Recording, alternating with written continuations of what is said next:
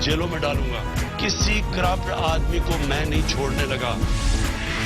You are selected Prime Minister, तड़ियां देते हैं और धमकियां देते हैं कि हम पूरी ऑपोजिशन को जेलों में मैं भेज दूंगा। You are not a dictator. तुम तो सिर्फ कठपुतली हो, तुम्हारी तोरे तो कोई और हिला रहा है। जंग अभी जारी है, अभी हमें दायमी अमन की असल मंजिल पर पहुंचना है।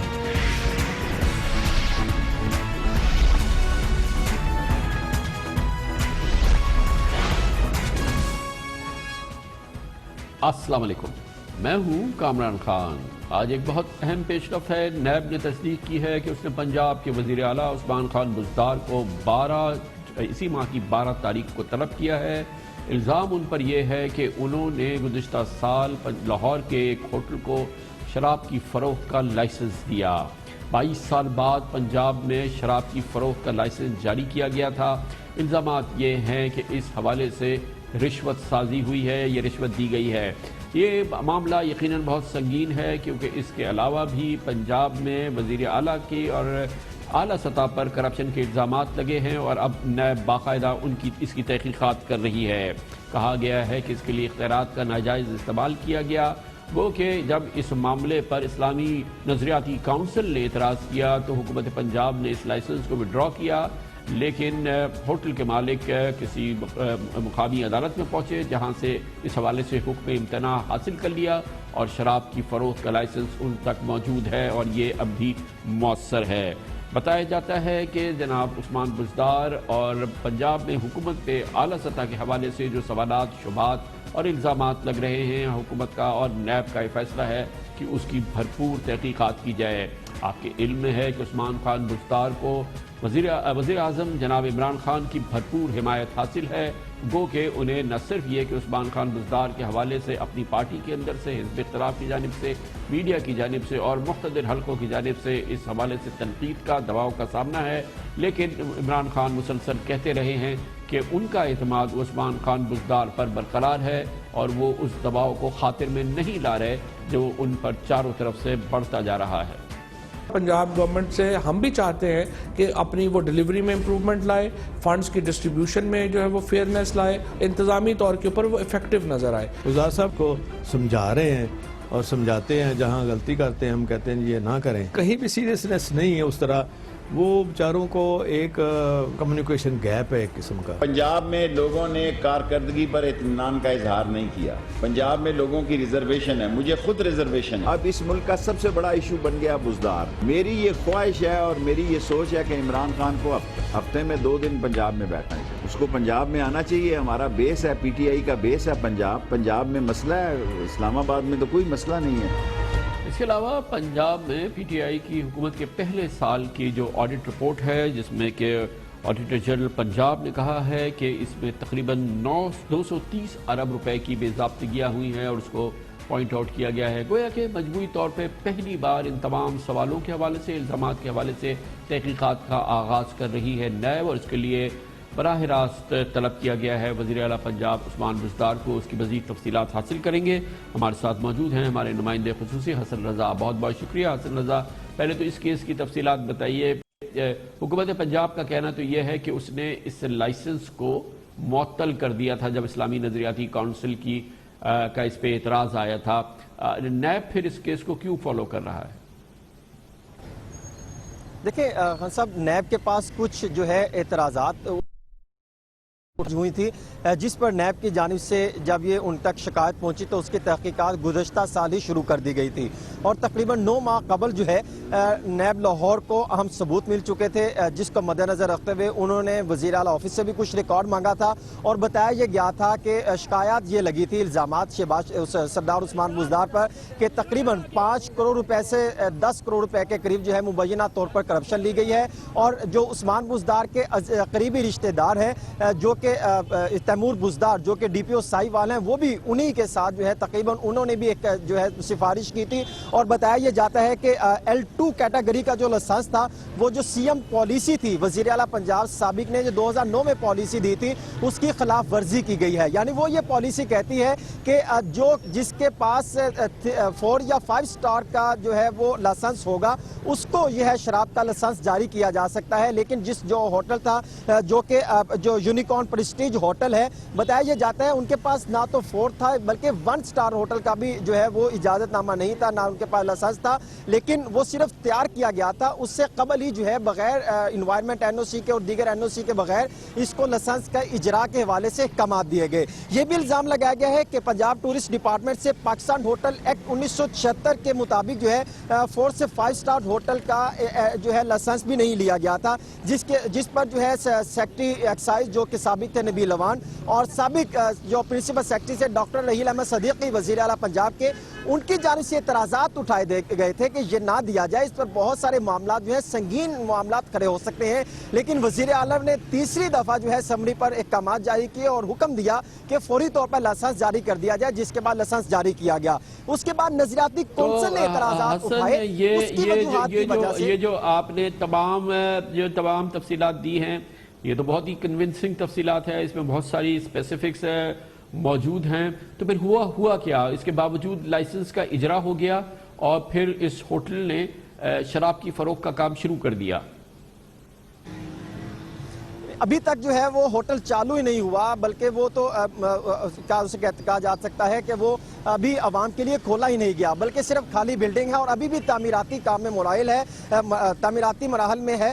اسی وجہ سے اس پر اعتراضات اٹھائے گئے ہیں کہ کیسے جو ہے نہ تو 4 سٹار ہے, نہ 5 سٹار, نہ 1 سٹار, تو کیسے اس کو اصل جو ہے وہ شراب کا لائسنس جاری کیا جا سکتا ہے. یہی وجوہات ہے جس کی نیب تحقیقات کر رہی ہے, جبکہ نظریاتی کونسل نے کیونکہ اعتراض اٹھایا تھا جس کی وجہ سے لائسنس جو ہے وہ منسوخ کیا گیا تھا, پھر وہ عدالت چلے گئے, لاہور ہائی کورٹ سے انہوں نے اسٹے لیا. اب جو محکمہ ایکسائز ہے وہ سپریم کورٹ آف پاکستان جا چکی ہے اس کو اسٹے کو ختم کرانے کے لیے. یہ معاملات تو واقعی بہت سنگین ہے, جس کی وجہ سے نیب جو حکام ہے, نیب لاہور کے ذمہ داران ہیں, انہوں نے یہ تمام الزامات کی تصدیق کی اور شیٹ جو خبریں تک پہنچی. یہ جو خبریں ہیں کہ اب یہ تو بلایا تو پوچھ گچھ کے لیے ہے وزیر اعلیٰ کو اس شراب کے لائسنس کے معاملے میں, لیکن یہ جو خبریں ہیں کہ نیب جو ہے جو دوسری شکایات پہنچی ہیں خاص طور پہ وزیر اعلیٰ ہاؤس کے حوالے سے, اس کی بھی کچھ پوچھ گچھ کرنا چاہتی ہے, اس میں بھی کچھ جو ان کے پاس شکایات ویریفیکیشن لیول پر ہیں وہ بھی کچھ پوچھنا چاہتی ہیں. تو کیا ممکن ہے کہ بلایا گیا ہے صرف اس معاملے میں مگر نیب وزیر اعلیٰ سے اور معاملات پر بھی بات چیت کرے؟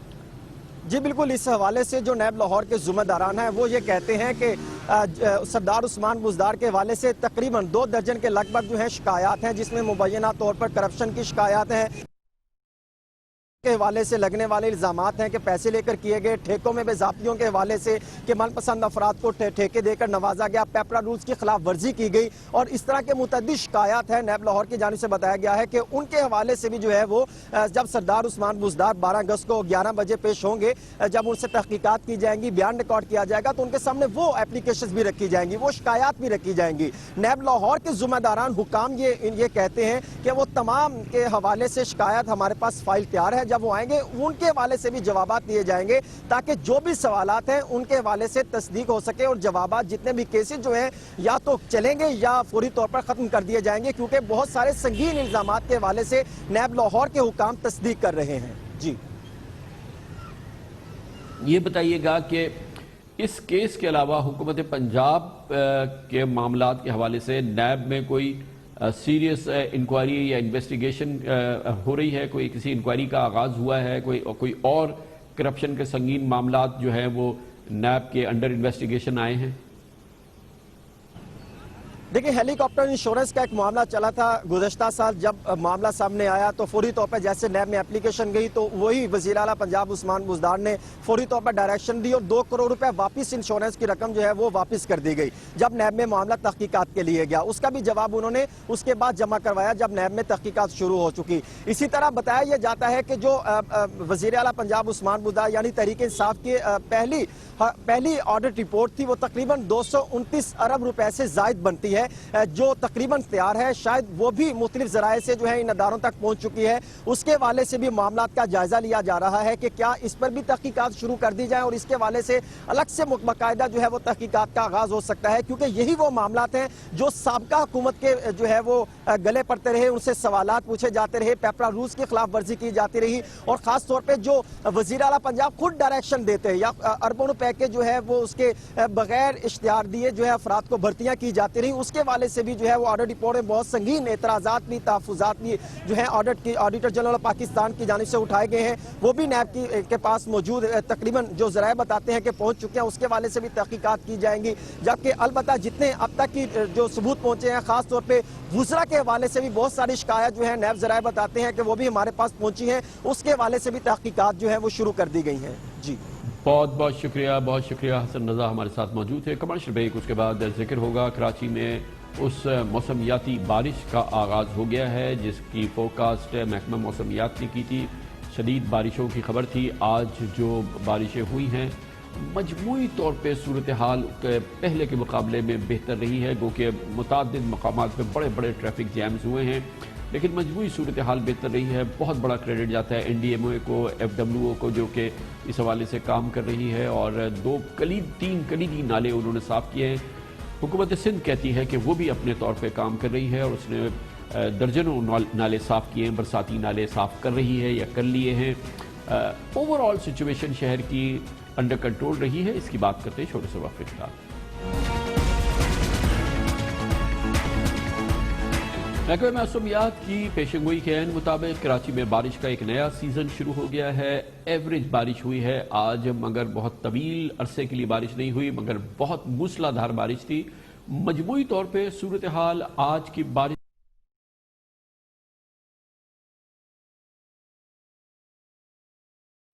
کل پرسوں جو بارشوں کا فورکاسٹ ہے وہ اس سے کہیں زیادہ انٹینس اور اس سے کہیں زیادہ موسلادھار بارش کی خبریں ہیں کراچی میں، لیکن آج کی صورتحال مجموعی طور پر قابو میں رہی ہے۔ یقیناً اس دوران حکومت سندھ نے جو متعلقہ محکمے ہیں، جو متعلقہ کارروائیاں کرنی تھی، وہ یقیناً مؤثر انداز میں کی ہے، جس کی وجہ سے مجموعی صورتحال قابو میں رہی ہے۔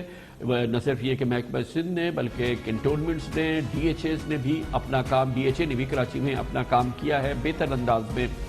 آج تک کی صورتحال جو ہے وہ بہتر انداز میں مینج ہوئی ہے، جو کہ کئی جگہوں پہ گو کہ سڑکوں پہ پانی جمع ہوا، ٹریفک جیمز ہوئے، مگر یقیناً وہ اتنی مشکل صورتحال نہیں تھی اور پھر تیزی سے یہ سہل بھی ہو گئی ہے۔ اسی صورتحال میں کراچی کی جو آج بہت بڑی مدد ہوئی ہے اور جو کہ پچھلے 4 دن میں انتھک کام کر کے FWO اور NDMA نے کیا، جو کراچی کے 3 کلیدی نالے تھے ان کو صاف کیا ہے، اور یہ وہ نالے تھے جو پچھلے 12 سال سے اٹے ہوئے تھے، اور اب جو صفائی کے بعد صورتحال دیکھنے میں آئی ہے وہ تو ناقابل یقین ہے۔ ایسا لگتا ہے کہ یہاں کبھی کوئی مسئلہ ہی نہیں تھا، اور اس کے ساتھ ہی ان سوالوں نے جنم لیا کہ اگر محنت سے، لگن سے، جیسا کہ FWO نے کیا، NDMA نے کیا، وزیر اعظم کے حکم پہ یہ سب کچھ ہوا، تو یقیناً اگر کرنا چاہیں تو چیز بہت آسانی سے کی جا سکتی ہے، مگر ہمت چاہیے، محنت چاہیے، لگن چاہیے اور کمٹمنٹ چاہیے۔ FWO وزیر اعظم کے حکم پر کراچی آئی تھی، اور یہ وہ نالے ہیں جنہوں نے پچھلی بارش میں بے پناہ تباہی مچائی تھی۔ FWO نے کتنا، NDMA نے، FWO نے کتنا مؤثر کام کیا، ہم خود موقع پہ گئے اور اس کا جائزہ لیا۔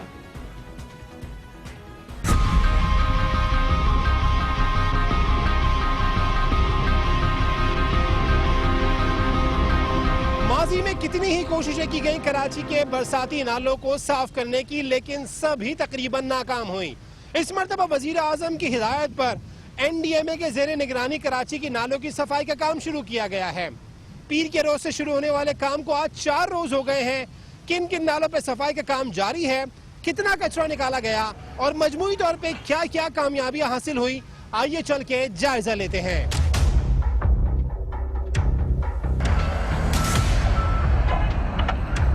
شہر کا اہم ترین نالا گجر نالا، اس وقت میں موجود ہوں لیاقت آباد نمبر 4 پہ، جو کہ اسی نالے کا اہم پوائنٹ ہے۔ यहाँ पे चंद रोज पहले तक जब ये सफाई का अमल शुरू नहीं हुआ था तो यहाँ पे एक बहुत बड़ी तह नजर आती थी कचरे की, जहाँ पे आवारा जानवर बल्कि इंसान भी चलते फिरते नजर आते थे बासानी, बच्चे खेल भी रहे होते थे। लेकिन यहाँ पे सफाई की गई है, अब यहाँ पे पानी रवा नजर आ रहा है, अगरचे मुकम्मल तौर पे नहीं, लेकिन जो आदाद शुमार है वो बताते हैं कि 70% जो है सफाई का अमल गुज्जर नाले की मुकम्मल कर लिया गया है। सिर्फ ये एक मकाम नहीं है बल्कि 6 पॉइंट्स हैं गुज्जर नाले की जो कुल लंबाई है 13.5 किलोमीटर, इसमें 6 पॉइंट्स पर सफाई का अमल जारी है, जहां पे FWO की मशीनरी रात 12 बजे तक यहां पर काम कर रही है। इसके साथ साथ KMC और DMC की मशीनरी भी उनकी मुआवनत कर रही है।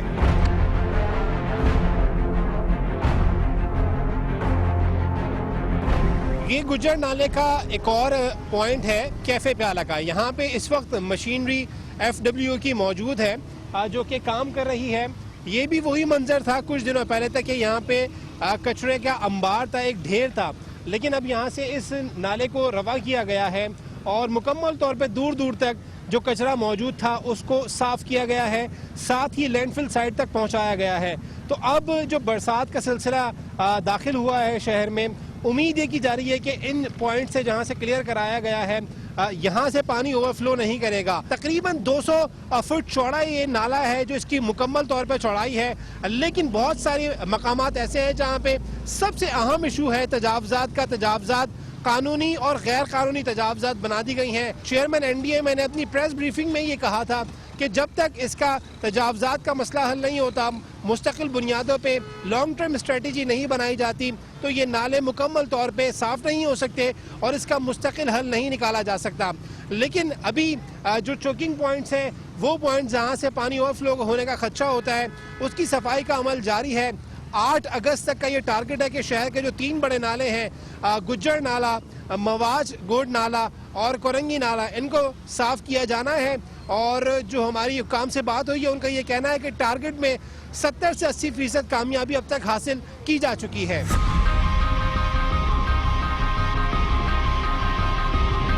और इस वक्त मैं मौजूद हूँ कोरंगी नाले पे, जहाँ पे इस मुहिम के दौरान सफाई का सिलसिला जारी है।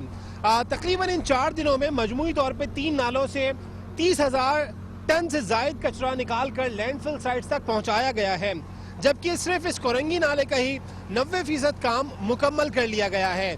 जो चोकिंग पॉइंट्स थे वो क्लियर करा लिए गए हैं। जो दीगर ऐसे पॉइंट्स हैं जहां पे इसकी चौड़ाई कम हो चुकी है, वहां पे मैनुअली काम कराया गया है। NDA में हुक्काम भी ये बात कह चुके हैं कि जब तक यहां से कचरा फेंकना बंद नहीं किया जाएगा, इसकी जो बाउंड्री वॉल्स हैं वो बेहतर नहीं की जाएंगी, जब तक उस सिस्टम को बेहतर बनाया नहीं जाता, इस नालों की सफाई का मुस्तकिल हल नहीं मिल सकता।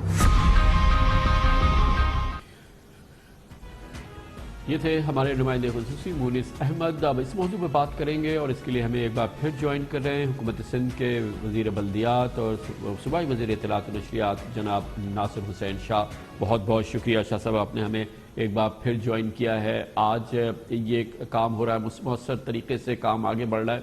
सबसे खैर इम्पॉर्टेंट बात यह है कि अल्हम्दुलिल्लाह पिछले 5-7 दिनों में जितनी एफर्ट हुई है, जिसमें हुकूमत सिंध की एफर्ट यकीनी तौर पर शामिल है, आज सूरत हाल मजमूई तौर पर कंट्रोल में रही है। देखते हैं कल और परसों क्या कैफियत होती है। क्योंकि शाह साहब मैं ये जानना चाह रहा हूँ कि ये 12वां साल है ना पीपल्स पार्टी की हुकूमत का।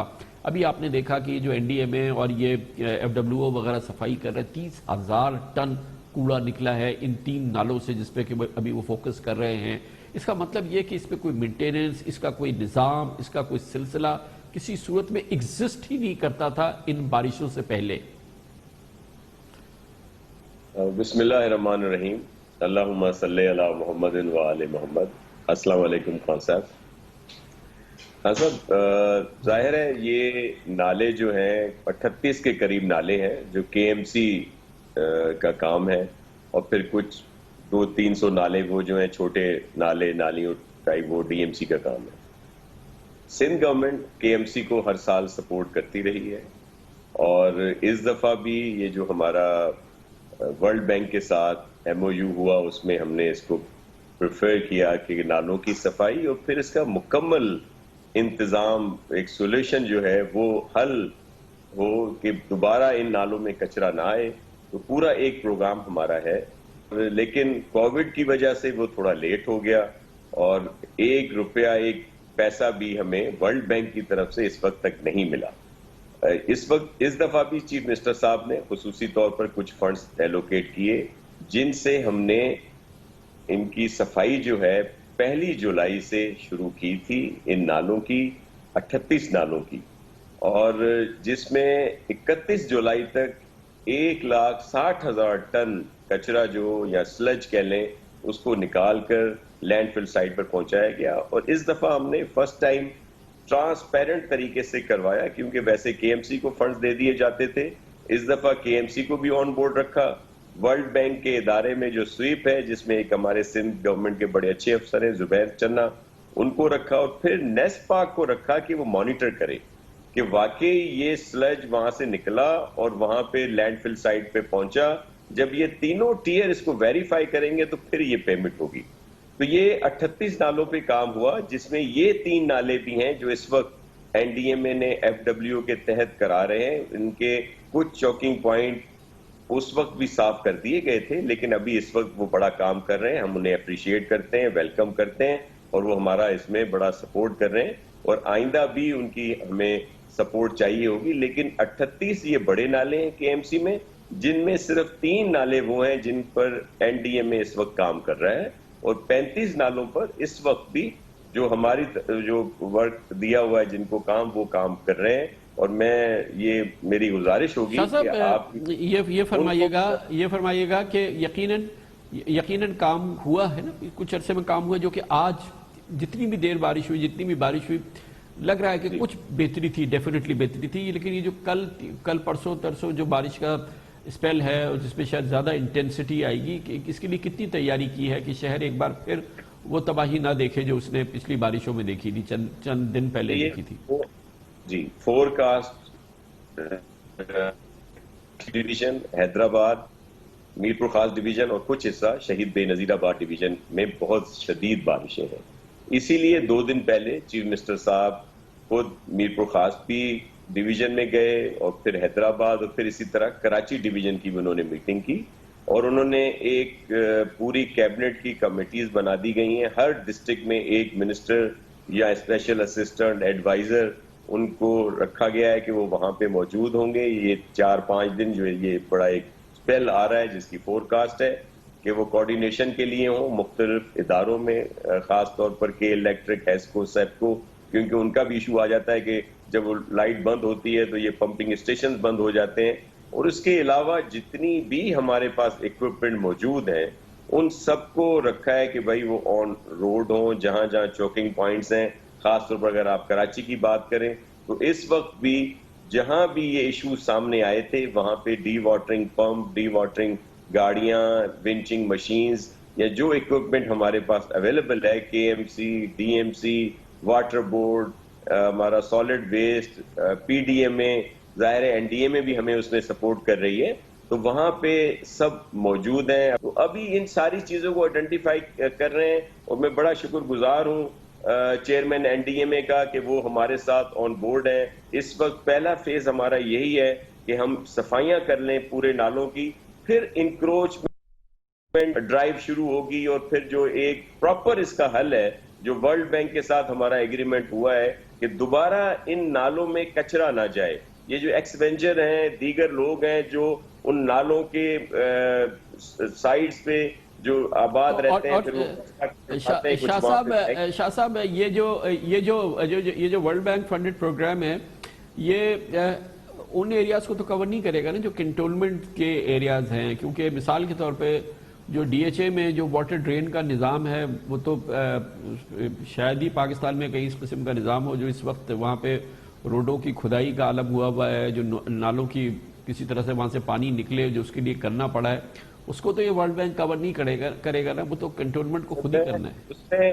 اس میں خان صاحب ہم نے اس دفعہ سب کو آن بورڈ رکھا ہے, اور اس میں کور کمانڈر صاحب ہمیں بہت سپورٹ کر رہے ہیں, خاص طور پر ڈی ایچ اے کے معاملے میں, یا کنٹونمنٹ بورڈز جو ہیں کیونکہ ویسے ہمارے اس میں نہیں آتے.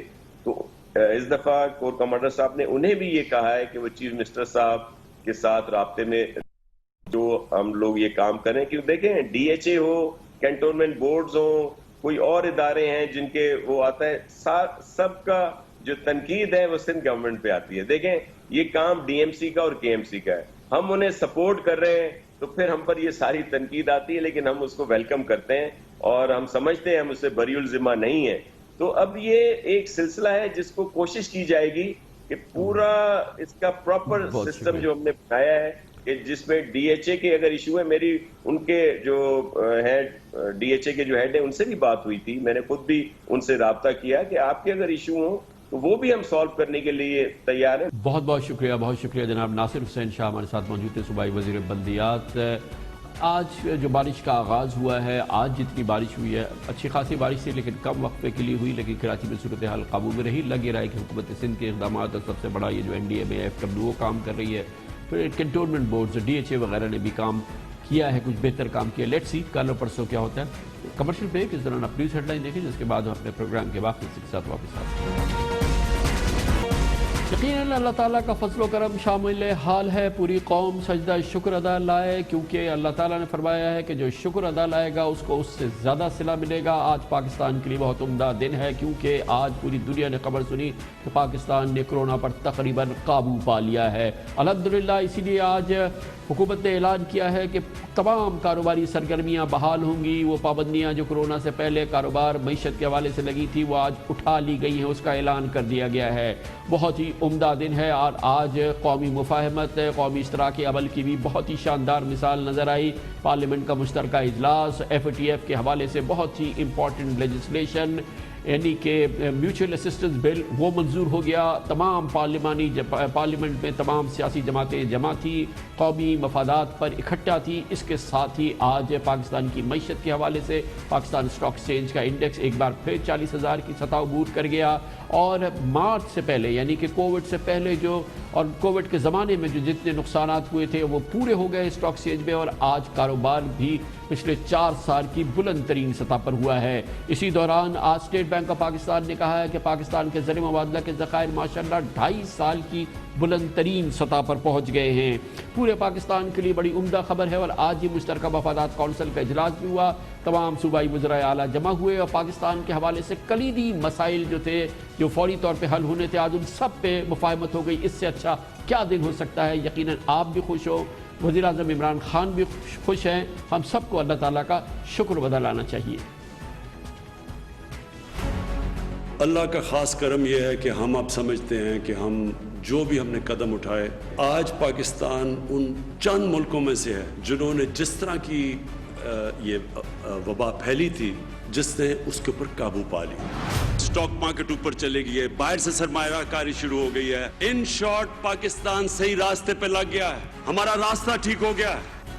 الحمدللہ آج پاکستانیوں نے یہ خبر بہت ہی اطمینان سے اللہ تعالیٰ کے شکر کے ساتھ ادا کی کہ پاکستان میں کرونا کے 91% مریض شفایاب ہو چکے ہیں.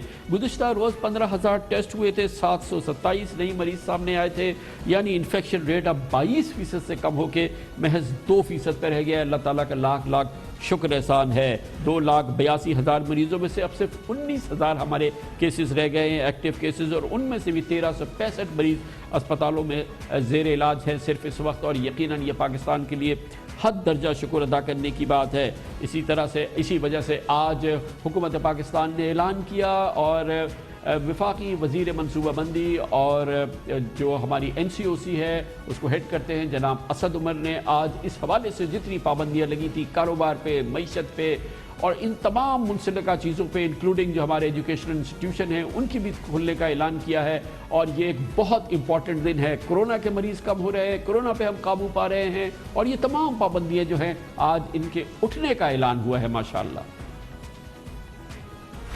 15 ستمبر کو تعلیمی ادارے کھولے جائیں گے. آخری ریویو جو ہے وہ 7 ستمبر کے دن کیا جائے گا. جو ریسٹورانٹس کیفیز وغیرہ ہیں 10 تاریخ کو پیر کے دن ان کو کھولنے کی اجازت دے دی جائے گی. ٹورسٹ علاقے جو ہیں اور ان کے ہوٹلز وغیرہ جو ہیں پرسوں سے یعنی 8 اگست سے کھول دیا جائے گا. سنیماز ہیں, تھیٹرز ہیں, پبلک پارکس ہیں, امیوزمنٹ پارکس ہیں, آرکیڈز ہیں, 10 اگست سے کھول دیا جائے گا. جو اوقات کار تھے مارکیٹس کے کھلنے کے, دکانوں کے کھلنے کے, وہ جو بھی ان کی نارمل آپریشنز کا دائرہ کار تھا وہ रिवर्ट किया जा रहा है। 15 सितंबर से मैरिज हॉल्स खोले जा सकते हैं, होटल्स भी जो हैं वो शादी के फंक्शंस कर सकते हैं, business centres, expo halls, स्पास, beauty parlours वाला जो हैं वो तमाम उनको भी खोला जा रहा है। एयरलाइंस और रेलवे जो है वो फ्री होगी, किसी भी रेल स्टेशन पे वो अपनी गाड़ियां ले जा सकते हैं। इसी तरीके से एयरलाइंस जो हैं वो तमाम अपनी फ्लाइट्स जो हैं वो अपनी कमर्शियल नीड्स के मुताबिक ऑपरेट कर सकते हैं। ट्रांसपोर्ट जो है उसको भी खोला जा रहा है। नॉन कॉन्टैक्ट स्पोर्ट्स की इजाज़त दे दी जा रही है, इवेंट्स भी ऑर्गेनाइज किए जा सकते हैं, लेकिन ऑडियंस के बगैर इंडोर स्पोर्ट्स क्लब्स और इंडोर जिम्स जो है खोलने की इजाज़त दी जा रही है। मज़ार हैं उनको भी ऑपरेट करने की इजाज़त दी जा रही है, खोला जा रहा है।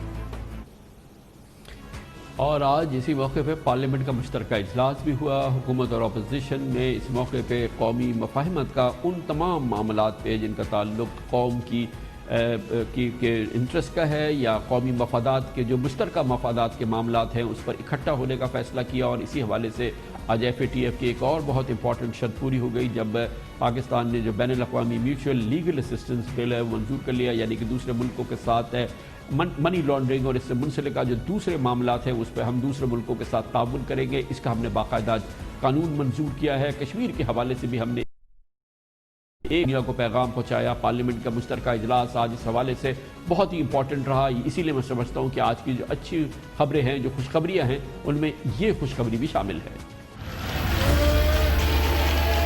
The bill to enact a law for mutual legal assistance criminal matters, Bill 2020, has passed by the National Assembly and not passed by the Senate. All those in favor say aye. All those in favor say no. I think ayes have it. Consequent, the motion is adopted. Consensus हमारा peoples party नून league वालों से हुआ है।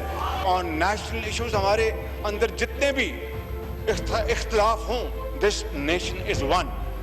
और हम एक जुबान से बात करेंगे। All those in favor say aye. All those against say no. I think ayes have it and consequently the amendment is adopted. एक और आज की बड़ी शानदार खबर जिसका ताल्लुक मईशत और कारोबार से है। 21 फरवरी यानी कि तकरीबन 5.5 माह बाद स्टॉक पाकिस्तान स्टॉक एक्सचेंज का इंडेक्स 40,000 की सतह को इसने अबूर किया। 25 मार्च से अब तक स्टॉक मार्केट 48% बढ़ चुकी है। इससे अच्छी क्या बात हो सकती है, क्योंकि ये तर्जुमानी करती है, कासी करती है मुल्क में कारोबारी इंटरेस्ट का, कारोबारी जो लोगों का एतमाद है और जो बेहतरी आ रही है। आज तकरीबन 82.5 करोड़ शेयर्स का कारोबार हुआ, यानी कि बेहतरीन ज़बरदस्त गहमा गहमी है इस पूरे हवाले से। और ये 10 साल में सबसे ज़्यादा कारोबार है जो इस लेवल के कारोबार हुए। 10 साल में सिर्फ 4 बार इस तरह का कारोबार हुआ है। इसी दौरान स्टेट बैंक ऑफ पाकिस्तान ने आदाद शुमार जारी किए हैं कि पाकिस्तान के ज़र मुबादला के ज़खायर माशाल्लाह 2.5 साल की बुलंद तरीन सतह पर आ गए हैं। 19 अरब 96 करोड़ डॉलर्स के इस वक्त मजबूई ज़खायर हैं, यानी कि हमारे रुपए की शरह भी मुस्तहकम है। आपके इल्म में है कल खबर आई थी कि पाकिस्तान की एक्सपोर्ट्स ख़ास तौर पे बढ़ी हैं। वो जुलाई के महीने में पाकिस्तान के रेवेन्यूज़ में बहुत बड़ा इजाफा हुआ है जुलाई के महीने में। तो इससे ज़्यादा खुशी की क्या बात हो सकती है। और जब इतनी खुशी की बात हो इसका मतलब अल्लाह ताला का फजल और उसका करम शामिल हाल है। हम सबको मिलके सजदा शुक्र बजा लाना चाहिए अल्लाह ताला का, क्योंकि ये बहुत ही कंसोलिडेटेड और बहुत ही बेहतर सूरत हाल में हमारा मुल्क आगे बढ़ रहा है अल्हम्दुलिल्लाह। इस पर बात करते हैं और इसके लिए आज की तमाम मजबूरी सूरत हाल पर बात करेंगे। हमारे साथ मौजूद हैं वज़ीर इत्तलात व नशरियात सेनेटर शिबली फराज। बहुत बहुत शुक्रिया सेनेटर साहब, बहुत ही इंपॉर्टेंट दिन है। मैं तो समझता हूँ पाकिस्तान के लिए खुशखबरियों का गुलदस्ता है जो आज अवेलेबल है। उसका सबका अहवाल हमने आपके सामने रखा है, अपने नाजरीन के सामने रखा है। तो ये फरमाइएगा कि कितना एतमाद था आज जब वज़ीर आज़म ये मंजूरी दे रहे थे पूरे पाकिस्तान में माशी, कारोबारी और ये तमाम मुतल्लिक़ा जितनी पाबंदियां हैं उनको ख़त्म करने का। ऑब्वियसली जो हमें SOPs है उसको तो हमने फॉलो करना है। ये बहुत ही बड़ा दिन है आज। जी, इसमें कोई शक नहीं कामरान खान, और सबसे पहले इस तरह आपने बहुत दुरुस्त कहा कि हम अल्लाह का शुक्र अदा करते हैं कि हम आज एक ऐसी जगह पे खड़े हैं जिसमें कि कई अच्छे बड़े बड़े मुल्क आज मुश्किलात से दो चार हैं। और साथ ही मैं आपको भी मुबारकबाद दूंगा कि आप इस मुल्क में अपने प्रोग्राम के थ्रू पॉजिटिव चीज़ें जो नेगेटिव हो उनको भी और जो पॉजिटिव है उनको भी हाईलाइट करना चाहिए। ये आज एक ऐसा मौका है जिसमें कि हमारी जो पिछले ख़ास तौर पे 6 महीने से 8 महीने से जो हमारी एक जो मुश्किल सूरत हाल थी اس کو جو ہے اللہ تعالیٰ کے فضل سے ہم نے کافی حد تک عبور کر لی ہے، جس میں کہ سب سے بڑی جو اکمپلشمنٹ ہے وہ کووڈ جیسے ایک خطرناک وبا سے جو ہم جس طرح سے ہم نبرد آزما ہوئے ہیں وہ ایک مثالی ایک مثال ہے، اور کئی دنیا کے ملک اس کی تعریف بھی کر رہے ہیں۔ یہ میں سمجھتا ہوں کہ اللہ تعالیٰ کی مہربانی ہے اور ہمارے پرائم منسٹر کی ایک یکسوئی کے ساتھ، ایک ثابت قدمی کے ساتھ پورے پریشر لیتے ہوئے ایک ایسی حکمت عملی ترتیب تھی، کیونکہ اس کی بنیادی مقصد تھا وہ ہی نیک تھا، وہ یہی تھا کہ ہم نے ان لوگوں کا بھی سوچنا ہے جو کہ دن کی جو انکم کماتے ہیں اسی سے وہ کھاتے ہیں۔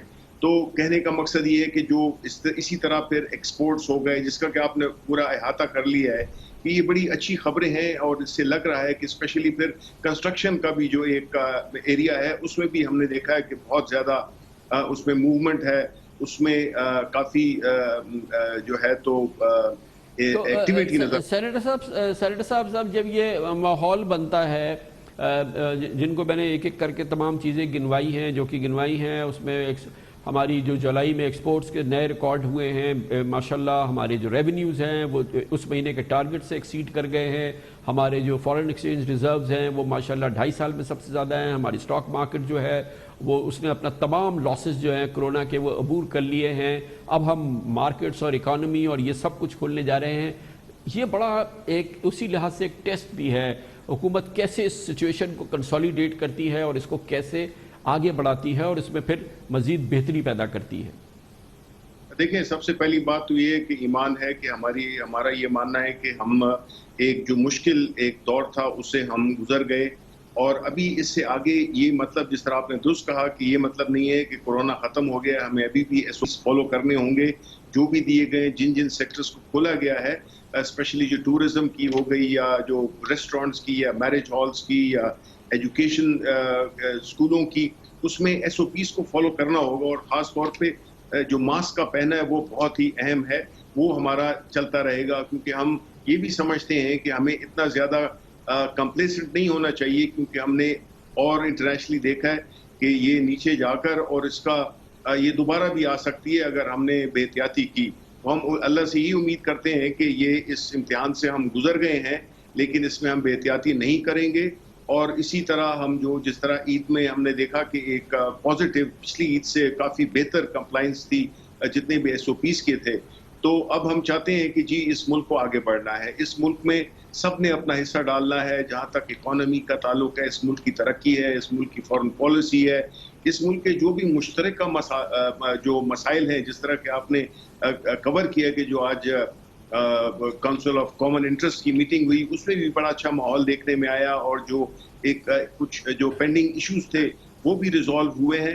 تو مقصد یہ ہے کہ اگر ہم مل جل کر اور ایک پازیٹیو فریم آف مائنڈ کے ساتھ اپنی حصہ ڈالیں تو یہ ملک بہت آگے جا سکتا ہے۔ اور میں یہ کہوں گا، یہ نہیں کہ میرا تعلق پی ٹی آئی سے ہے، میں تو یہ سمجھتا ہوں کہ جو پرائم منسٹر ہیں ان کی نیت ٹھیک ہے، وہ محنت کرتے ہیں، وہ غریبوں کا سوچتے ہیں، اور ہم یہ سمجھتے ہیں کہ جو بھی جب اللہ تعالیٰ کے بندوں کا سوچے گا تو پھر اللہ تعالیٰ کا بھی رحم اس ملک پہ، اس سوسائٹی۔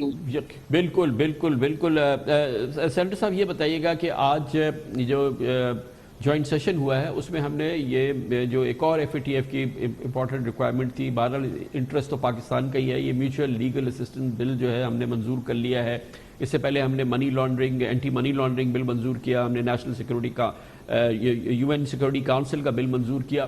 جتنے قوانین تھے ہم نے اب منظور کر لیے ہیں نا، اور اب کیا حکومت پاکستان کی توقع ہے کہ کیا ہم اب ایف اے ٹی ایف کی شرائط پوری کر چکے ہیں، کر لی ہیں ہم نے تقریباً، اور آپ حکومت پاکستان کیا ایکسپیکٹ کر رہی ہے کہ اکتوبر میں جو پیرس میں میٹنگ ہے ایف اے ٹی ایف کی، ہمیں انشاءاللہ گرے لسٹ سے چھٹکارا ملے گا؟ جی بالکل، یہی امید ہے، بیکاز ابھی تو جو بھی ان کی ریکوائرمنٹس تھی وہ تقریباً پوری ہو چکی ہیں۔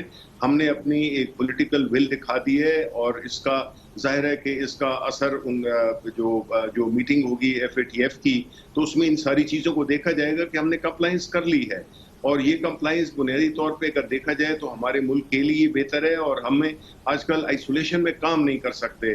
ہماری جو ایک انٹرنیشنل فائنینشیل سسٹم ہے وہ ہر چیز آپس میں اب جڑی ہوئی ہے، تو اس لیے ہم ایک علیحدہ اپنی 1.5 دن کی مسجد نہیں بنا سکتے. اور یہ جتنے بھی جو بلز تھے یہ اگر ایکچولی دیکھا جائے تو یہ ملک کی بہتری کے لیے ہیں، سوسائٹی کے لیے بہتر ہیں، اکانومی کے لیے بہتر ہیں، جس میں کہ ہر چیز کی ٹرانسپیرنسی ہو، جس میں ہر چیز کا ایک نظم و ضبط ہو.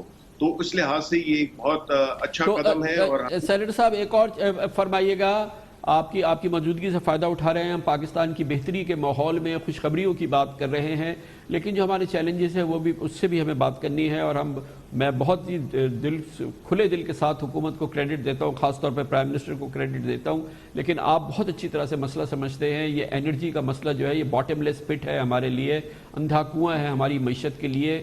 2 سال ہو گئے آپ کی حکومت کے، میں نہیں دیکھ رہا کہ اس میں کوئی میجر کوئی ڈیولپمنٹ پازیٹیو ہم نے دیکھی ہو، اور یہ بہت بڑا کنسرن ہے میرے لیے بھی، اور آئی ایم شیور کہ آپ کے لیے بھی ہوگا. لیکن کیا وجہ ہے کہ اس میں کوئی بریک تھرو نہیں ہو رہی ہے اور یہ انرجی کے معاملے میں آپ کی حکومت ناکام ہوئی ہے؟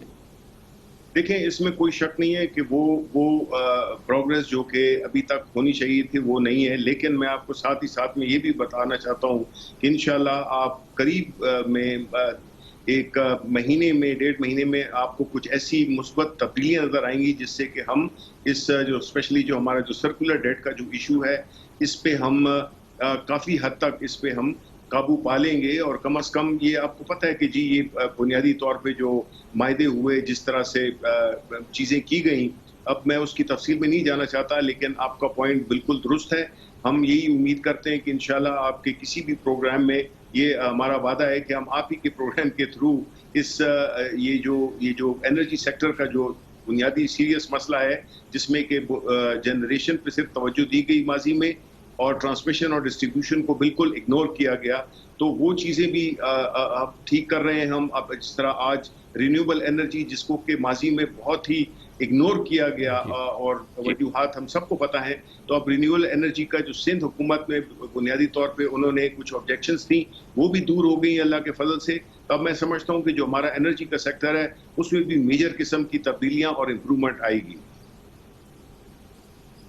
اچھا، اور ایک اور بہت اہم معاملہ جو کہ جس میں آپ کی حکومت ناکام ہوئی ہے، پرائیویٹائزیشن کا پروگرام. شبلی فراز صاحب، آپ اکانومی کو بہت اچھی طرح سمجھتے ہیں، پی ٹی آئی کے ان چند لوگوں میں جو کہ آپ جن کی گرپ ہے ان معاملات پہ. سینیٹر صاحب، یہ معاملہ بھی بہت ہی تساہل کا شکار ہے، اور اسی سے جڑا ہوا معاملہ ہے ہمارے ایس او ایز کا، اسٹیٹ اون انٹرپرائزز کا. یہ سب ملا کے جو ہے ہمیں کاسٹ کر رہے ہیں تقریباً 600-700 ارب روپے ہر سال ہمارا یہ بوجھ ہے. اس میں بھی آپ کی کوئی کامیابی نہیں ہوئی. اتنی اچھی ہماری سچویشن بنی ہے، یہ کچھ خواب نہ دکھائیں، کچھ بتائیں کہ اس پر کچھ ہو رہا ہے، اس میں کچھ بہتری ہو رہی ہے؟ یہ ونس اگین آپ کی جو آبزرویشن ہے وہ درست ہے، لیکن میں اس میں تھوڑا سا ایک کلیریفیکیشن دینا چاہوں گا. وہ یہ ہے کہ مثلا ایک تو یہ ہے کہ جو پرائیویٹائزیشن کا عمل ہے ہمارے ملک میں ہسٹوریکلی بڑا کنٹروورشل اور کمزور رہا ہے. ہم نے جو بنیادی چیزیں کر رہے ہیں ہم اس میں اس لاس کو سمودن کر رہے ہیں، جس سے کہ پرائیویٹائزیشن کا عمل شفاف بھی ہو اور اس میں زیادہ پیچیدگیاں نہ ہو. اب مثلا ہم 2 پروجیکٹس تھے، حویلی بہادر شاہ اور وکی، ان دونوں کی پرائیویٹائزیشن کا عمل بالکل ہونے والا تھا، اور وہ ایک بہت بڑا پرائیویٹائزیشن کا پروجیکٹ تھا جو کہ تقریباً 2 سے 2.5 ارب ڈالر کا تھا. لیکن وہ کووڈ نے آ لیا اور اس کی وجہ سے وہ چیزوں میں تھوڑا سا اس میں پیچھے ہو گئے. پاکستان سٹیل مل کا آپ نے ہمارا ریزالٹ دیکھ لیا ہے، اسی طرح ہم پی آئی اے کو بھی.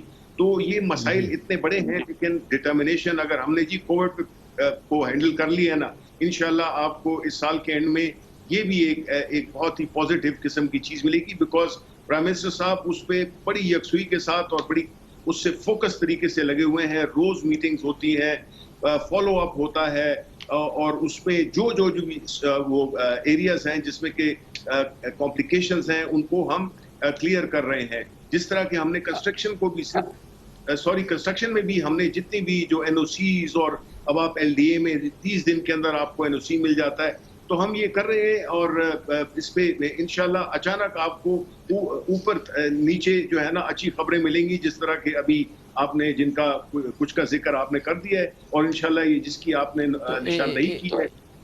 جی معاف کیجیے گا سینڈر صاحب، ایک بار پھر میں آپ سے پوچھنا چاہ رہا ہوں کہ آپ کو پرائم منسٹر کو ان کے بیانات ہم نے دیکھے ہیں، وہ کہتے ہیں کہ پاکستان کے لیے تباہی کا راستہ ہے.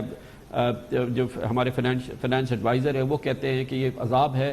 یہ جو انرجی سیکٹر ہے اس کی اتنی ہی پریشانی ہے نا جتنی کہ مجھے ہے، آپ کو ہے، حکومت کو. ایک بار پھر ہمیں بتائیے کہ پرائم منسٹر اتنے ہی پریشان ہیں نا اس انرجی سیکٹر میں جو اس کا تقاضا ہے. ڈیلی 1.25 ارب روپے یہ کھا رہا ہے ہمارا، 2,500 ارب کا ہمارا اس وقت سرکولر ڈیٹ ہو چکا ہے. بات تو یہ ہے کہ خان صاحب آپ کو جیسے پتا ہوگا کہ انرجی میں میرا خود بھی کافی میں نے کام کیا ہوا ہے. یہ اس میں کوئی شک نہیں کہ بہت ہی سیریس قسم کا مسئلہ ہے، اور میں یہ سمجھتا ہوں کہ پاکستان کا مستقبل، پاکستان کی ترقی کا مستقبل اسی سیکٹر سے جڑا ہوا ہے. ہم بہت ہر چیز کر لیں، لیکن جب تک ہماری بجلی مہنگی ہوگی اور اس میں تعطل ہوگا اور اس میں یہ سرکولر ڈیٹ اس طرح بڑھتا رہے گا تو ہمارے لیے یہ اس پہ قابو پانا پھر ایک سٹیج کے بعد بڑا مشکل ہو جائے گا. ہم نے اس پہ پوری خان صاحب اس پہ لگے ہوئے ہیں، اور ہم یہ سمجھتے ہیں کہ اس کے جس طرح میں نے آپ سے کہا کہ انقریب آپ کو ہم ڈسپلیسمنٹ کر رہے ہیں، رینیوبل انرجی اس کو پروموٹ کر رہے ہیں، اور ایک پورا ایک پروگرام وضع ہو رہا ہے جس سے کہ ہم یہ پاکستان کا میں سمجھتا ہوں کہ نمبر 1 پرابلم ہے. ایون جو قرضے ہیں وہ ایک اپنی جگہ پر، لیکن انرجی سیکٹر کا جو پرابلم ہے وہ نمبر 1 پرابلم ہے، اور خان صاحب اس کو نمبر 1 پرابلم کے طور پر ہی لے رہے ہیں. تو انشاءاللہ اس میں پروگریس ہوگی. ہماری خود بڑی اس میں ہماری تشویش بھی ہے، لیکن ایٹ دا سیم ٹائم ہم سمجھتے ہیں کہ اس کو ہم بہتر کر لیں گے. کم از کم اس وقت جو ہے جو بلیڈنگ ہو رہی ہے اس کو ہم کم از کم روکنا چاہتے ہیں، اور پھر دوسری سٹیج پہ ہم جانا چاہتے ہیں. تھینک یو سو مچ، بہت بہت شکریہ. سینیٹر شبلی فراز ہمارے ساتھ موجود تھے، حکومت پاکستان کی ترجمانی کر رہے تھے. کمرشل بریک، اس کے بعد ذکر کریں گے اس سے منسلک معاملہ ہے پاکستان میں نجکاری کے حوالے سے. نجکاری کمیشن نے آج ایک اخبار میں اشتہار جاری کیا ہے. نجکاری کی ابتدا ہو رہی ہے. پچھلے چند دنوں میں ایک اناؤنسمنٹ بھی ہوا تھا. اب سرکاری جائیدادیں نیلام کی جا رہی ہیں کہ لوگ آئیں اس پہ کاروبار کریں اور سرکار اس سے چھٹکارا حاصل کرے. اچھی ابتدا ہے. نجکاری کمیشن سے پوچھیں گے چھوٹے سے واقعے کے بعد.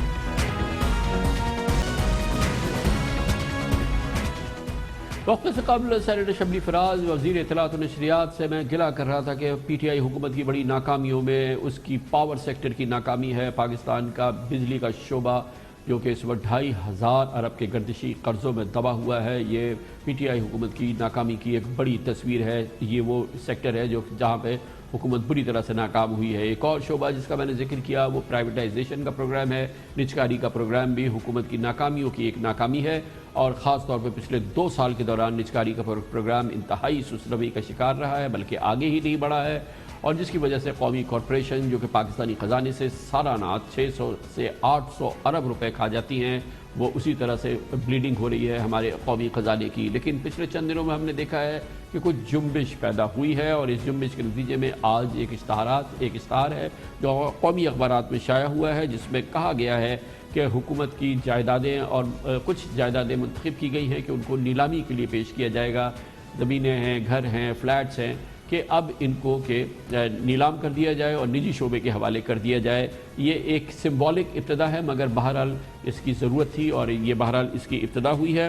وزیر اعظم عمران خان تو یہ کہا کرتے تھے کہ جو حکومت کی جائیدادیں ہیں، جو کہ اربوں خربوں ڈالر کی حکومت کی جائیدادیں، زمینیں پورے پاکستان میں بکھری ہوئی ہیں، ان کا ایک لینڈ بینک بنایا جائے گا، اور پھر اس کو اس لحاظ سے اس کی نجکاری کی جائے گی، اس کا بہترین استعمال ڈھونڈا جائے گا. گلوریس آئیڈیا تھا، مگر اس پہ عمل ہوتا وہ دور دور تک نظر نہ آیا. پاکستان میں زمینیں پڑی ہوئی ہیں سرکار کی، اربوں نہیں میرے خیال میں کھربوں روپے کی زمین ہے. اس لیے ہم نے اب پوری پالیسی بنا رہے ہیں کہ یہ ساری زمینوں کو، جتنی بھی زمینیں ضائع، ان کو ہم یوٹیلائز کریں گے، ان کو ہم کمرشلائز کریں گے، جس طرح بھی مختلف زمینوں کے مختلف استعمال کریں گے تاکہ وہ ہمارے لیے پیسہ بنے اور ہمیں قرضے نہ لینے پڑیں. تو ایک طرف ہم اتنا زیادہ پیسہ خرچ کر رہے ہیں قرضوں کے اوپر، دوسری طرف ہمارے پاس یہ ساری زمین پڑی ہوئی ہے جس کا کوئی فائدہ ہی نہیں ہے، جس کے اوپر قبضے ہو رہے ہیں. ایک کوشش کی ہے لینڈ بینک بنانے کے لیے. اب اتنی زیادہ زمین ہے سرکاری ڈپارٹمنٹس میں, جو ہم نے ڈپارٹمنٹس کو کہا کہ ہمیں بتائیں آپ کے پاس کون سی زمین پڑی ہوئی ہے جس کے اوپر کوئی کچھ نہیں ہو رہا, ڈیڈ کیپٹل جو ہے. آپ یقین کریں کہ ڈپارٹمنٹس ہم گورنمنٹ سے ہمارے سے چھپا رہے ہیں زمینیں. ہم ہر منسٹریوں کو پوچھتے ہیں کہ جی بتائیں کوئی آپ کے پاس زمین پڑی ہوئی ہے, تو ہم یہ زمین بیچ کے تو ہم یہ خسارہ پورا کریں. وہ منسٹریوں کے اندر لوگ بیٹھے دبا لیتے ہیں زمینوں. گورنمنٹ کی زمین گورنمنٹ کے لیے ہم بیچ کے گورنمنت کے لیے پیسے لگانا چاہتے ہیں, لیکن وہ بتاتے نہیں ہیں زمینوں کا. اب ہم اس کے اوپر سختی کرنے لگے ہیں. ہے بہت ہی دلچسپ صورتحال. حکومت پوچھ رہی ہے بتاؤ تمہاری زمینیں کہاں ہیں. حکومت سے چھپا لیتے ہیں, وزیر اعظم سے چھپا لیتے ہیں, لیکن لگتا یہ ہے کہ کچھ نہ کچھ بریک تھرو ہوا ہے, جبھی تو یہ اشتہار آج اخبارات میں شائع ہوا ہے. لیکن بہرحال یہ بڑی چھوٹی سی ابتدا ہے. وزیر اعظم کو تو نجکاری کا ایک میگا پروگرام لانچ کرنا ہوگا, لیکن آج کی ابتدا اس کی ہم تفصیل آپ کو دیتے ہیں. وزارت نجکاری کی جانب سے پرائیویٹائزیشن کمیشن نے 27 اثاثوں کی نیلامی کا اشتہار جاری کیا ہے. یہ پراپرٹیز وزارت صنعت و پیداوار, آبی ذخائر, civil aviation authority, FBR, commerce division اور ایرا کی ملکیت ہیں. ان سرکاری املاک کی نیلامی اگلے مہینے 7 ستمبر سے 28 ستمبر تک ہوگی. 27 گورنمنٹ پراپرٹیز میں کمرشل اور رہائشی زمین, بلڈنگز, اپارٹمنٹس اور دکانیں شامل ہیں, جن کی ابتدائی بولی 50 لاکھ روپے سے 5 ارب روپے تک رکھی گئی ہے. ان سرکاری پراپرٹی نیلامی سے قومی خزانے کو اربوں روپے کا فائدہ ہوگا. نیلامی کے لیے پیش کی جانے والی یہ سرکاری املاک اسلام آباد, لاہور, ملتان, فیصل آباد, گجرانوالہ, سوات, ایبٹ آباد اور نواب شاہ میں واقع ہیں. نجکاری کمیشن کی جانب سے غیر منافع بخش سرکاری املاک کی نیلامی ایک احسن اقدام ہے. اس وقت سرکاری کارپوریشنز کے قرضے, خسارے اور واجبات یعنی مجموعی نقصانات 2000 ارب روپے تک پہنچ گئے ہیں, جو PTI حکومت بننے کے وقت ستمبر 2018 میں 1360 ارب روپے تھے, یعنی 37% اضافہ پچھلے 2 سال میں ہوا ہے. قومی کارپوریشنز کے مجموعی خساروں کے 25% کی حامل اسٹیل ملز جون 2015 یعنی 5 سال سے بند پڑی ہے. آج کی اس ڈیولپمنٹ پہ پرائیویٹائزیشن کمیشن کا موقف حاصل کرتے ہیں. ظفر سبحانی ہمارے ساتھ موجود ہیں. ظفر صاحب بورڈ آف ڈائریکٹرز میں ہیں پرائیویٹائزیشن کمیشن کے. بہت بہت شکریہ ظفر سبحانی صاحب, آپ نے ہمیں جوائن کیا ہے. بتائیے اس کی سگنیفیکنس کیا ہے. گورنمنٹ کے پاس تو ان گنت پراپرٹیز ہیں, ان گنت اور نامعلوم کتنا بڑا یہ سرمایہ ہے جو کہ حکومت کے پاس موجود ہے. تو یہ جو بگننگ ہے یا یہ کہ یہ صرف پرائیویٹائزیشن کے سامنے صرف یہ چند پراپرٹیز لائی گئی تھی؟ جی شکریہ جی کامران صاحب, مجھے انوائٹ کرنے کا. 2 ہفتے پہلے بھی آپ کے پروگرام میں آیا تھا میں. تو بیسیکلی آئس بریک ہو رہی ہے. ہم کہتے ہیں نا کہ ایپیٹائزر ہے, یہ ایپیٹائزر ہے پرائیویٹائزیشن کمیشن پروگرام کا. لاسٹ پروگرام میں نے کہا تھا بیکاز کووڈ کی وجہ سے یہ جو ہمارا نیلام کا پلان تھا, یہ نیلام کا پلان ہمارا مارچ اور اپریل کا تھا اور اس کی ایڈ بھی آ چکی تھی اخباروں کے اندر. بٹ انفارچونیٹلی کووڈ کی وجہ سے ساری چیزیں جو ہے نا وہ رک گئی. آپ نے عمران خان صاحب کا بیان بتایا اس پروسیس کے بارے میں. آپ کو یہ بتاؤں کہ یہ پروسیس ہمارا شروع ہوا تھا فیبروری 2019 کے اندر. انٹر منسٹریل کمیٹی بنائی گئی تھی جس کی صدارت جو ہے آپ کے میری ٹائم کے جو آپ کے وزیر ہے علی زیدی صاحب نے کی. اور اتنی مشکل ہوئی ان اداروں کو, گورنمنٹ کے منسٹریوں سے یہ تفصیلات پتہ کرنے کے لیے کہ بھائی بتائیں تو صحیح کون سی ایسی جگہ ہیں, کون سی زمینیں ہیں, کون سے اپارٹمنٹس ہیں جن کو آپ کی ضرورت نہیں ہے, اور یہ خزانہ جب یہ بیچیں گے تو جو ہے وہ ہوگا. میرا پرائیویٹ سیکٹر سے تعلق رہا ہے, اب میں نے 40 ایئرز ڈفرینٹ کمپنیز میں کیا ہے. کمپنیز کے اندر تو کوئی افورڈ ہی نہیں کر سکتا ہے کہ کوئی ایسی جگہ ہو جس کا کوئی یوٹیلائزیشن نہیں ہو اور وہ بغیر اس کے پڑی ہوئی ہو. بٹ اینی وے بڑی مشکل سے جو ہے نا ڈفرینٹ ڈپارٹمنٹ نے اپنی تفصیلات بتائیں اپنے ڈفرینس کی زمین میں, اور 102 پراپرٹیز کی انفارمیشن جو ہے وہ پرائیویٹائزیشن کمیشن کے پاس آئی اور اس کی پھر ڈیٹیل اسکروٹنی ہوئی اور انٹر منسٹریل کمیٹی بھی بار بار اس کے اندر ڈسکس کرتی رہی. تو یہ پتہ چلا کہ بہت ساری زمینیں تو ایسی تھی جس کے اوپر لیگل ایشوز ہوئے ہیں. انفارچونیٹلی لیگل ایشوز ڈپارٹمنٹ کی کمپنی جو منسٹریز کے ہوتے ہیں وہ کوشش نہیں کرتے کہ اس کے اوپر زور لگا کے اس کو کلیئر کریں. کوئی چیز اپنی انفارچونیٹلی نہیں ہے نا, اگر ہماری اپنی چیز ہو تو ہم زور لگاتے ہیں. بٹ اینی وے وہ 102 پراپرٹیز ہمارے پاس آئی اور اس کے بعد اسکروٹنی کرنے کے بعد 32 پراپرٹیاں ہم نے سلیکٹ کی جو کہ پرائیویٹائزیشن کمیشن کے پاس نیلامی کے لیے ہم نے تیار کی. اس کے بعد فردر اسکروٹنی کی. لیکن ظفر سبحانی صاحب یہ بتائیے گا کہ کچھ آپ کے علم میں ہے کہ یہ تو پرائم منسٹر تو یہ چاہ رہے تھے کہ ایک فیڈرل لینڈ بینک بن جائے جس میں کہ یہ ساری پراپرٹیز ایک جگہ آ جائیں, اور یہ بہت ہی گلوریس ان کا آئیڈیا تھا. یہ تو مختلف منسٹری سے ہوتے ہوئے آپ تک آ گیا, یہ سینٹرل نظام کوئی بنے, کچھ اطلاع ہے it is last some where, وہ تو اب ایگزسٹ نہیں کرتا ہے. نہیں, اس کے اوپر تھوڑی بہت بات چیت ضرور ہوئی تھی, لیکن جو میں نے یہ جو 32 پراپرٹی میں سے 5 پراپرٹیاں ایسی ہیں کہ جو پرائم منسٹر کا پروگرام ہے, ہاؤسنگ کا پروگرام ہے, نیا پاکستان کا پروگرام, تو ایونچولی دیکھا کہ جو ہے نا اس پروگرام کے لیے 5 پراپرٹیاں ایسی تھی. ایک تو ایف بی آر کی پراپرٹی بہت بڑی کراچی میں ہاکس بے کے پاس تھی, اور 2-3 اور پراپرٹیز تھی. وہ پھر ڈیسائیڈ کی کہ اس کا کوئی لاجک نہیں ہے اس کو جو ہے نیلام کرنے کا, کیونکہ گورنمنٹ کو آپ کے مکانات کی تعمیرات کے لیے وہ پراپرٹیز ضرورت تھی. تو 32 میں سے 5 پراپرٹیاں اس کو پھر ہم نے منہا کر دی because they were needed for the housing projects. تو 27 پراپرٹیاں آئیڈینٹیفائی ہوئی جس کی تفصیلات آپ نے بتا دی ہیں, اور let's see because as I said کہ یہ جو ہے وہ پروسیس میں ٹائم لگتا ہے. اچھا, ایک اور میں بتاؤں کہ چونکہ فیبروری میں پروسیس شروع ہوا, پھر ایک فائنینشیل ایڈوائزری کا ایک آپ کا شروع ہوتا ہے جو لیکن ظفر سبحانی صاحب یہ کام اب اس کو بھی تو کچھ ہے, کیا گورنمنٹ نہیں چاہتی, کیا نہیں چاہیے اسٹریم لائن کرے نا. اب یہ کتنا اس میں ٹائم, ایک تو چیز اس کا اشتہار فروری 2019 میں لگا تھا اور اگست 2020 میں اس کا دوبارہ اشتہار چھاپا ہے, اور ابھی آپ جیسے فرما رہے ہیں کہ اس میں ٹائم لگتا ہے.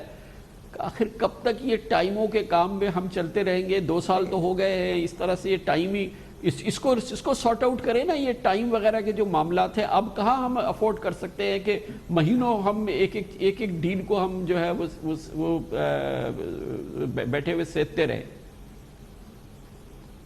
کامران صاحب آپ کی بات بالکل ٹھیک ہے.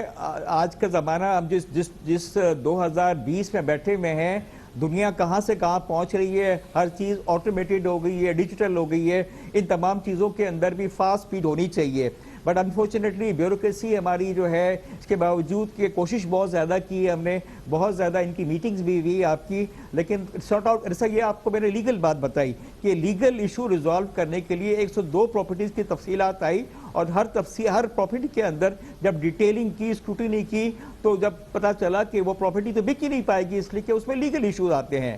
تو یہ جو انفارچونیٹلی جو ہمارا نظام چل رہا ہے 40-50 سال کا بیوروکریسی کا, وہ ہر جگہ کے اوپر ایفیکٹ ہوتا ہے. آپ کی میں بات بالکل مانتا ہوں کہ جتنی زیادہ سپیڈ ہو وہ سپیڈ کرنی چاہیے, بس ساتھ ساتھ جو ہمارا پرائیویٹائزیشن کمپنی کا آرڈیننس 2000 جو ہے اور اس کے رولز ہیں اس کو بھی ہمیں فالو کرنا پڑتا ہے. بہت شکریہ Zafar Subhani, board of directors privatisation commission کے ممبر ہمارے ساتھ موجود ہیں. کمرشل بریک, اس کے بعد ذکر کریں گے حکومت نے ایک بڑا اصلاحاتی عمل شروع کیا ہے. فیڈرل بیوروکریسی, وفاقی ڈپارٹمنٹس کو میں اصلاحات لانے کا, سینکڑوں ڈپارٹمنٹس ختم کیے جا رہے ہیں, ہزاروں پوسٹس ایسی ہیں جن کو ایبالش کیا جا رہا ہے, ختم کیا جا رہا ہے. ڈاکٹر عشرت حسین کی رپورٹ, اس کو وفاقی کابینہ نے پرسوں منظور بھی کر لیا. اس کی تفصیلات آپ سے شیئر کریں گے چھوٹے سے وقت کے بعد. حکومت میں آنے کے بعد وزیر اعظم عمران خان نے ایک کمیٹی قائم کی تھی جس کے لیے ڈاکٹر عشرت حسین کو خاص طور پر کابینہ میں شامل کیا گیا تھا. اس کا مقصد یہ تھا کہ وفاقی بیوروکریسی اور جو حکومتی ادارے ہیں اور جو بے پناہ بڑی حکومت ہے اس کو مختصر کیا جائے, اس میں اصلاحات لائی جائیں. 2 سال تک ڈاکٹر عشرت حسین نے اس پہ کام کیا اور منگل کو بالآخر اپنی رپورٹ جو ہے وفاقی کابینہ کے سامنے پیش کی. وفاقی کابینہ نے اس کو منظور کیا. اس کے تحت جو ریفارمز لائی جا رہی کو ختم کیا جا رہا ہے. اس کے علاوہ 98 وفاقی اداروں کو ضم کیا جا رہا ہے, ان کو ختم کیا جا رہا ہے یا ان کی منتقلی کی جا رہی ہے. کابینہ نے اس کی منظوری دے دی ہے. کرپٹ اور نااہل بیوروکریٹس کو 20 سال کے بعد ملازمت سے نکالا جا سکتا ہے. یہ بھی ایک بہت بڑا اصلاحاتی عمل ہو گیا ہے, اور اس کے لیے سول سروسز رولز 2020 کا نفاذ بھی ہو چکا ہے. بہت بڑا کام ہے, اور اگر اس پہ پوری طرح سے عمل ہو جائے تو یقیناً یہ پاکستان کے لیے ایک بہت اچھی خبر ہے. بہرحال اس کی ابتدا بھی ہو چکی ہے. اس کی تفصیلات آپ کو بتاتے ہیں. پاکستان کا بنیادی مسئلہ گورننس ہے. ادارہ جاتی اصلاحات کے تحت ڈاکٹر عشرت حسین کی ٹاسک فورس نے P I A, civil aviation, F B R, state bank, securities exchange commission, auditor general, مسابقتی کمیشن سمیت کلیدی اداروں کی ری اسٹرکچرنگ اور تنظیم نو کے لیے سفارشات پیش کی ہیں. جن میں متعدد کو وفاقی کابینہ نے منظوری دے دی ہے۔ وفاقی اداروں کی تعداد 440 سے کم ہو کر 342 ہو جائے گی۔ باقی 98 اداروں میں کچھ کو ختم، کچھ کو ضم اور بعض صوبوں کو منتقل کر دیے جائیں گے۔ ادارہ جاتی اصلاحات کے تحت مختلف وفاقی محکموں میں گریڈ 1 سے 16 کی ایک سال سے خالی 71,000 سے زائد اسامیاں ختم کر دی گئی ہیں۔ اصلاحاتی کمیٹی کی سفارشات پر ایف بی آر میں آٹومیشن کا عمل جاری ہے اور سیلز اور ود ہولڈنگ ٹیکسز کی وصولی کے نظام سمیت ایکسپورٹ ریفنڈز کو آسان بنایا جا چکا ہے۔ پہلی مرتبہ ٹیرف نظام کو ایف بی آر سے نیشنل ٹیرف کمیشن کو منتقل کیا گیا ہے۔ سفارشات کی روشنی میں اسٹیٹ بینک آف پاکستان کی مزید خود مختاری کے لیے وزارت خزانہ نے مسودہ تیار کر لیا ہے۔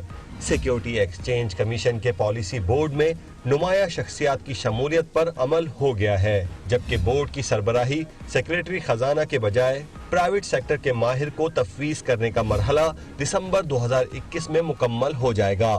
وزیر اعظم عمران خان نے پاکستان ریلوے کے اندر مکمل ری اسٹرکچرنگ کی منظوری دے دی ہے۔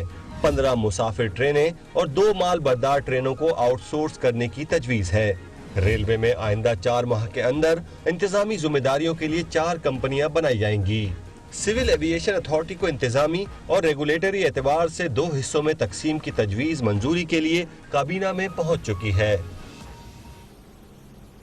اہم موضوع پر بات کرتے ہیں، ہمارے ساتھ موجود ہیں بیرسٹر سلمان اکرم راجہ۔ اور بیرسٹر صاحب سے آج ہم بات کسی اہم قانونی معاملے پہ نہیں کر رہے، بلکہ وہ اس اصلاحاتی کمیٹی کے رکن تھے جسے ڈاکٹر عشرت حسین نے لیڈ کیا ہے، اور یہ جو قومی ریفارمز ہوئی ہیں اس حوالے سے جو اس میں قانونی انپٹ تھا اس میں بیرسٹر سلمان اکرم راجہ شامل تھے۔ بہت بہت شکریہ بیرسٹر صاحب، آپ نے ہمیں جوائن کیا ہے۔ بہت سیر حاصل یہ رپورٹ لگتی ہے، مگر پاکستان میں اس قسم کی رپورٹس اور اس قسم کی ریکمنڈیشنز کی کوئی کمی نہیں ہے۔ آپ اس کے ممبر رہے ہیں اور آپ نے اس کو بہت قریب سے دیکھا ہے۔ کتنی دور رس ہیں یہ اصلاحات اور کتنی ڈوبل ہیں، اور کتنا آپ کو لگ رہا ہے کہ اس پہ عمل ہو رہا ہے، کیونکہ ہمیں بتایا گیا کہ اس پہ عمل بھی شروع ہو چکا ہے؟ دیکھیے، اصلاحات تو جیسا کہ آپ کے جائزے سے بھی واضح ہے بہت دورس ہیں، بہت وسیع ہیں، اور ڈاکٹر عشرت بہت وسیع تجربہ اس بات کا رکھتے ہیں۔ پچھلے 20 سال سے وہ اس بارے میں سوچ رہے ہیں، لکھ رہے ہیں، لہٰذا ان سے بہتر کوئی شخصیت نہیں تھی اس تمام عمل کو لیڈ کرنے کے لیے۔ اب جو چیز اس میں ایک بنیادی اہمیت کی حامل ہے وہ یہ بیوروکریسی ہے، اس میں وہ لوگ شامل ہوں اور اس عہدے پر وہ لوگ ہوں جو تجربہ رکھتے ہیں اس کام کا۔ یہ نہ ہو کہ ایک زراعت کا جو ایکسپرٹ ہے وہ انرجی یا پیٹرولیم کو دیکھ رہا ہو۔ یہ ایک بڑا بنیادی ایک ہدف تھا اس تمام ایکسرسائز کا کہ جو حکومت کے بڑے عہدے ہیں گریڈ 19 کے بعد گریڈ 20 21، ان عہدوں پہ ایسی ٹریننگ دی جائے اور ایسے لوگوں کو موقع دیا جائے، خواہ وہ سول سروس سے باہر ہی سے کیوں نہ ہوں، کہ وہ آ کر ملک اور قوم کی خدمت کر سکیں۔ ان کو ٹارگٹ دیے جائیں کہ آپ سے کیا توقع ہے، کیا گولز ہیں جو آپ نے اچیو کرنے ہیں، اور پھر صحیح بندے کو صحیح جگہ پہ متعین کیا جائے۔ تو یہ اس کا ایک بنیادی یہ تو جو آپ بات کر رہے ہیں کہ جو کہ آپ ایک آئیڈیل کی بات کر رہے ہیں، جو کہ ایک یقیناً ایک بہت ہی آئیڈیل تخیل کی بات کر رہے ہیں، لیکن یہ فرمائیے گا کہ اب یہ تو رپورٹ تیار ہو گئی، کابینہ نے اس میں منظوری دے دی ہے اس کی، تو کیا اس کے آپ کے نزدیک وہ معاملات ہیں جو کہ یقیناً ہماری حکومت کے لیے اور ہماری جو یہ حکومت سازی کے تمام معاملات ہوتے ہیں، یعنی کہ جو یہ بیوروکریسی وغیرہ ہوتی ہے، کہ اس میں واقعی یہ ایک اصلاحات کا باعث بنے؟ دیکھیں، جو نیشنل ایگزیکٹو سروس کی تجویز ہے میں سمجھتا ہوں کوئی وجہ نہیں کہ اس پہ عمل نہ ہو، اور اگر نیشنل ایگزیکٹو سروس پہ عمل ہونا شروع ہو جاتا ہے جو بنیادی طور پہ وہی ہے جس کا خلاصہ میں نے پیش کیا، تو پھر ہمیں ہر ادارے میں بہتری نظر آنی چاہیے، اور اس کے لیے جو پولیٹیکل ول چاہیے ہوتی ہے بظاہر میں سمجھتا ہوں اس حکومت میں ہے۔ وزیر اعظم کا تعاون حاصل رہا اس کمیٹی کو، ڈاکٹر عشرت کو، اور اگر بڑے فیصلے کسی بھی حکومت نے کرنے ہیں تو ان فیصلوں کا یہ وقت ہے، ایک پورا خاکہ دے دیا گیا ہے اور ان پر عمل ہوتا ہے، تو کوئی وجہ نہیں کہ بہتری نہ ہو۔ آپ نے اس کا قانونی جائزہ لیا، کیونکہ یہ بعض معاملات ایسے ہوتے ہیں کہ مثال کے طور پہ اصلاحاتی عمل شروع ہوا، اس کے کسی بھی عنصر کو لے کے کوئی بھی جو ریلیٹڈ شخصیات ہیں اس کو عدالت میں لے جا کے स्टे कराया और ये पूरा मामला जो है ये पटरी से उतर गया, ये खतरा तो अपनी जगह मौजूद है। हमारी अदालतें ज़ाहिर है आज़ाद हैं, खुद मुख्तार हैं, आइन के तहत हाई कोर्टों को, सुप्रीम कोर्ट को बहुत इख्तियारात हासिल हैं, और आपने दुरुस्त फरमाया माजी में ऐसा हुआ है कि तब्दीली की कोशिश जो है वो अदालतों में जाकर फंस गई और तब्दीली ना हो सकी।